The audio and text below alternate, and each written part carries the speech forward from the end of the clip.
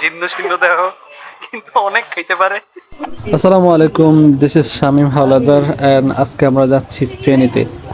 ফেনীতে যাওয়ার জন্য মূলত আমাদের কোনো উদ্দেশ্য ছিল না অথবা আমাদের কোনো প্ল্যানিং হয় নাই। সাডেনলি আমরা ফেনীতে চলে গিয়েছিলাম জাস্ট এমনিতেই। ফেনীটা শহর কীভাবে কেমন দেখার জন্য, কখনো ফেনীতে যাওয়া হয় নাই, সো ভাবলাম একটু ঘুরে আসি।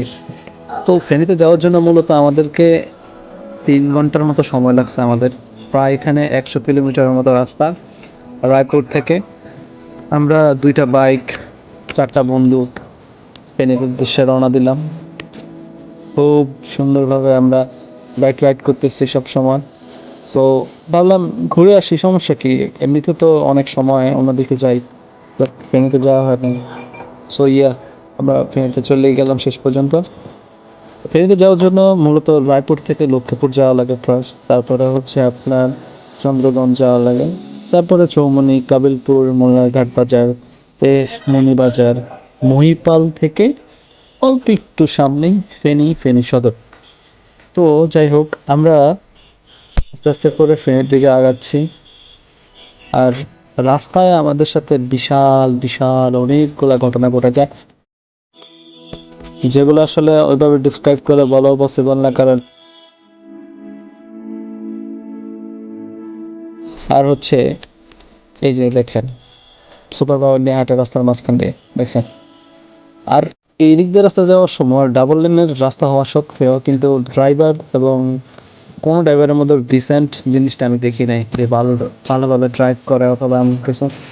কারণ এখানে যে পারে যেভাবে ওই দিক দিয়ে একদম চালায় দেয়, বাট পিছনে একটা গাড়ি আছে কিনাই ওইদিকে খেয়াল করে না। আর বিশেষ করে রায়পুর থেকে রায়পুর থেকে চৌমনি পর্যন্ত অনেক বেশি পরিমাণ রাস্তা খারাপ, যার জন্য আমাদের খুবই কষ্ট হয়েছে বাইক রাইড করতে।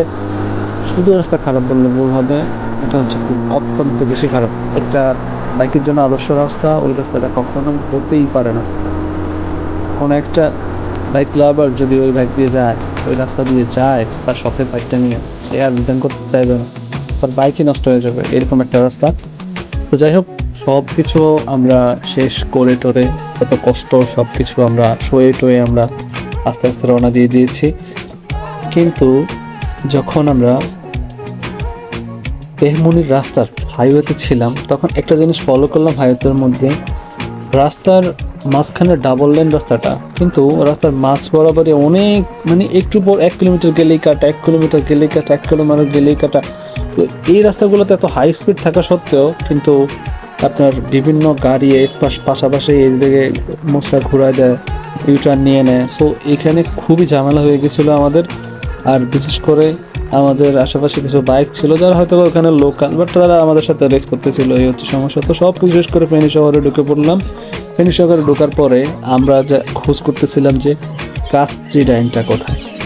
তো কাচ্চি ডাইন আমরা যেখানে ছিলাম, কাচ্চি ডাইন ওইখান থেকে আমাদের একটু অল্প একটু ছিল, বাট আমাদের না চেনার কারণে আমাদেরকে গুগল লোকেশন দেখতে হয়েছে।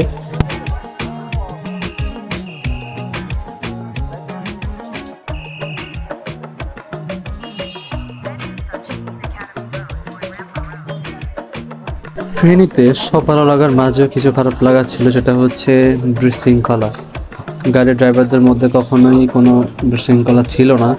তো যেমন একটু আগে যে এই ট্রেনটা আমার পায়ে লাগতেছিল, প্রায় 1 সেকেন্ডের ব্যবধানে, 1 ইঞ্চি ব্যবধানে, তো পায়ে লাগলে হয়তো বা আমার পাটা খুবই কাটা যেত। তো যাই হোক, সব কিছু শেষমেশ করে আমরা এত সমস্যা, এতটা পথ পাড়ি দেওয়ার পরে যেহেতু ফেনীতে আসি কাচ্চি ডাইন খাওয়ার জন্য, তো সেই উদ্দেশ্যেই যাই। এখন দেখতেছি কাচ্চি ডাইন আর একটু কথা। আমরা অবশ্য চিনি না, গুগল ম্যাপ দেখে যাচ্ছি, বাট পরে আমরা জানতে পারছি যে না, মেন রোড থেকে কাচ্চি ডাইনটা একদম এদিকে কাছেই ছিল, বাট আমরা অনেক দূর ঘুরছি, ঘোরার পরে তারপরে আমরা কাচ্চি ডাইনটা পাইছি। তো ফেনীতে আসার কোনো উদ্দেশ্যই ছিল না, বাট একটা উদ্দেশ্য সেট হয়ে গেছিলো, সেটা হচ্ছে কাচ্চি খাবো। তো ওই দিকেই যাচ্ছি, বেশি দূর নাই আর, একটু সামনেই কাচ্চি ডাইন। তো বলতে বলতে কাচ্চি ডাইনের সামনে এসেই পড়লাম।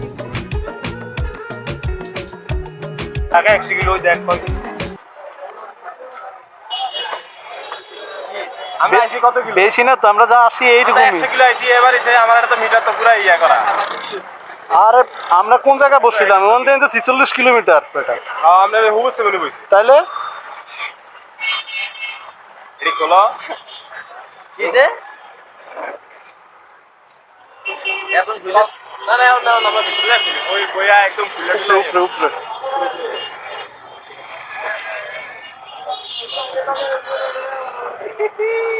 চলো চলো এই হেলমেট খুলে যাবি হ্যাঁ দাদারা জিজ্ঞেস করো হেলমেট সমস্যা না, আমি ভিতরে নিয়ে যাব। ওরা রাখতে চাইতেছিল না, তো চাচা পরে বলতেছে সমস্যা নাই, আপনারা বাইকটা একটু কাছে টেনে সামনে একদম উপরে উঠায় রাখেন। ও যেহেতু সবগুলো বাইক রাস্তায় ছিল, তো উনি বললো যে একটু সামনে উঠে রাখতে। মানে নিচে থেকে একটু উপরে উঠে রাখলে আই থিঙ্ক বেটার হবে। হ্যাঁ, এই আর কি। তো ওরা দুজন, মেহেদি আর রহমান, ওরা দুইটা বাইক উঠাচ্ছে এখন। দেখেন আপনারা, দুইটাই আমাদের এক্সপার্ট ড্রাইভার। হচ্ছে এই যে দেখেন আমাকে মেহেদি একটা তালা গিফট করছে। मायके चौदह मामो तेरा बहन के 14 महावीर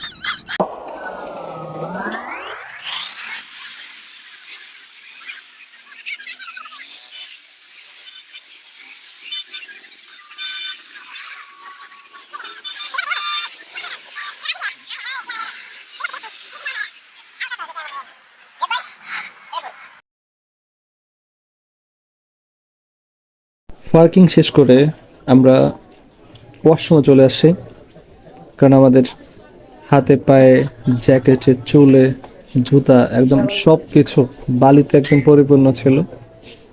হাত থেকে প্রায় আই থেকে 1 কেজির মতো বালি গেছে। তো রিয়াদ ভাই আমাদের ভিডিও করতেছে, রহমান ওয়াশরুম থেকে বের হচ্ছে, মেহেদি ঢুকতেছে। এই থেকে আমার ফ্রেশ হওয়া শেষ। কেন আসলাম উদ্দেশ্য একটাই, কাচ্চি খাওয়া কাচ্চি খেতে আসছি আমার কি এনে আসার উদ্দেশ্য একটাই, কাচ্চি টেনে কাচ্চি খাওয়ার জন্য আসছি।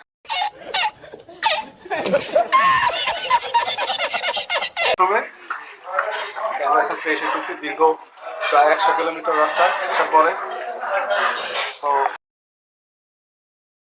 মেহেদি অর্ডার দিতে যা খুবই কনফিউজ হয়ে গেছে, কারণ ও হচ্ছে কাচিরানের সবচেয়ে বেশি পাগলা ভক্ত। তো অর্ডারটা দেওয়ার পর আমরা প্লেন কাচ্চি, বোরহানি, কাবাব, তারপর একটা চস ছিল, তাদের চসটা খুব জোর ছিল। তো অর্ডার দেওয়ার 2 মিনিটের মধ্যে আমাদের খাবারটা চলে আসে। আর কাচিরানের ভাইটা খুবই হেল্পফুল ছিল। আমার মাথা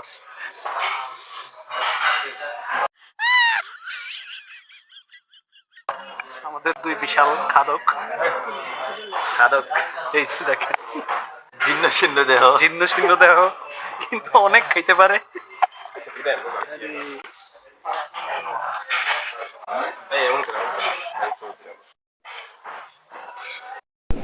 তো আমাদের কাছে চলে আসছে, চলে আসার পরে এখন আমাদের দুষ্টামি বাদ দিয়ে আমরা রিয়াদ ভাইয়ের কাছে ক্যামেরাটা দিব, কারণ হচ্ছে আমরা যেহেতু খাবারটা চলে আসছে, একটা সেলফি নিয়ে শুরু করে দেবো বিসমিল্লাহ বলে কাচ্চিটা খাওয়া।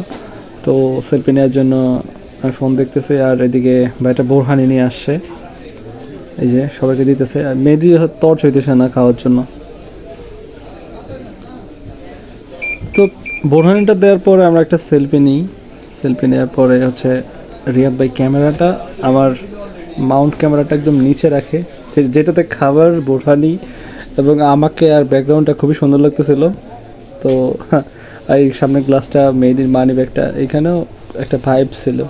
যদিও এটা আনফর্চুনেটলি উনি রেখে দিয়েছে, উনি কেয়ার করলেন না এই বিষয়টা, বাট সুন্দর ছিল। তো এই যে একটা ছবি তুললাম, এই ছবিটা অবশ্যই আমরা দিয়ে দিব, একটু পরে দেখতে পারবেন এই ছবিটা। এই যে দেখুন, অনেক সুন্দর, তাই না? খাওয়া দাওয়া শেষ করে আমরা একটু মদল থানার সামনে একটু ভিডিও টিডিও করলাম। সর্বশেষ একটাই কথা, ফেনী যে তার ভয়াবহ বন্যা থেকে রক্ষা পেয়ে আজ এত জীবন উজ্জ্বল, এটা দেখেই ভালো লাগতেছে। তো ভালো থাকবেন ফেনীবাসী, ভালো থাকবেন আমার অডিয়েন্সরা। আল্লাহ হাফেজ, দেখা হবে অন্য কোনো ভিডিওতে।